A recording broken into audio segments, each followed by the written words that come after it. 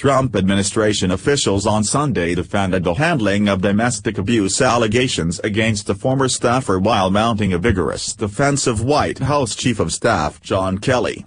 Reports in recent days have suggested Trump is frustrated with his chief of staff for allowing abuse allegations against Rob Porter, who resigned last week as staff secretary, to explode into a damaging national story.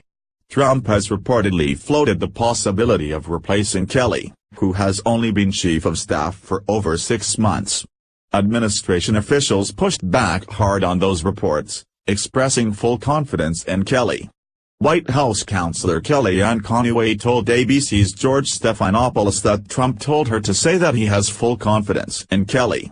"I spoke with the president last night about this very issue and he wanted me to re-emphasize to everyone, including this morning, that he has full confidence in his current chief of staff, General John Kelly, and that he is not actively searching for replacements," Conway said on This Week. White House Legislative Director Mark Short also told NBC's Chuck Todd on Meet the Press that Kelly had not yet offered his resignation. "He will step aside any time the president doesn't want him to be there," Short said. But John Kelly has not offered his resignation. "John Kelly is doing an outstanding job," he added. And Mick Mulvaney, Trump's budget director, dismissed talk of replacing Kelly as much ado about nothing. "There's a lot of good things that have been happening since the chief is there," Mulvaney told Chris Wallace on Fox News Sunday.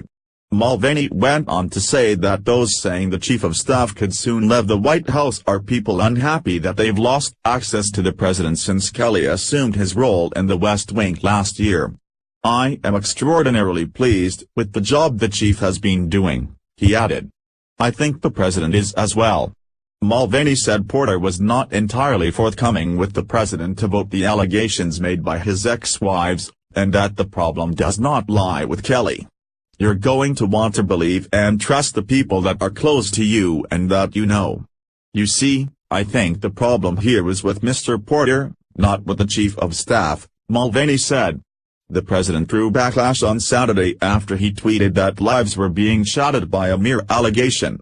The president's tweet came after a second staffer, former White House speechwriter David Sorensen, abruptly resigned. He has denied allegations of domestic abuse, saying he was the victim. Conway on Sunday defended the tweet, saying Trump was referring to how the allegations are being handled.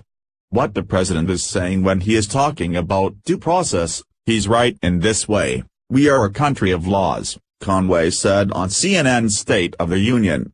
"But we as individuals have a duty to assess everybody on a case-by-case basis," she added.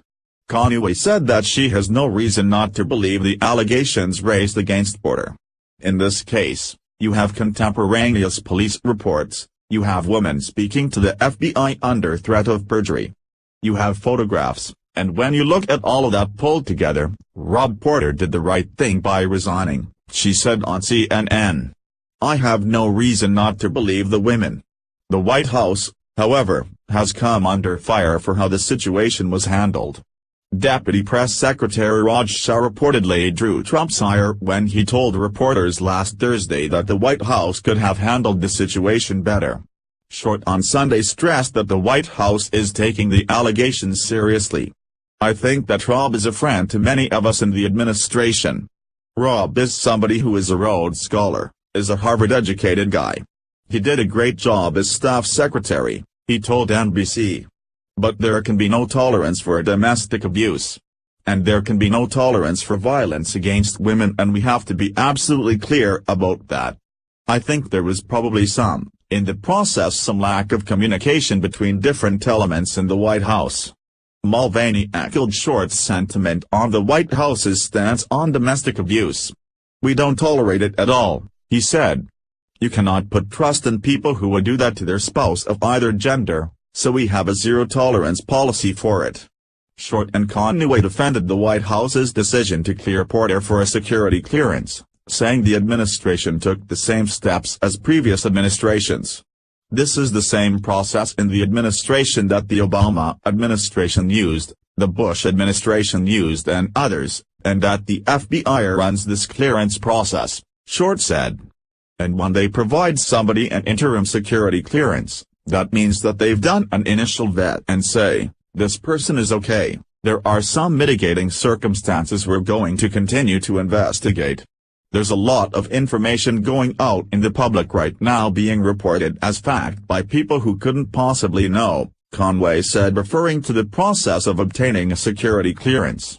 And so they won't discuss individual FBI investigations. We have to all respect that, I believe. But at the same time, an interim security clearance was granted to Rob Porter to allow him to continue. That is the case for others who work in the White House currently and in other White Houses, she continued. But this is a process that's gone on a long time and we respect and rely upon that process.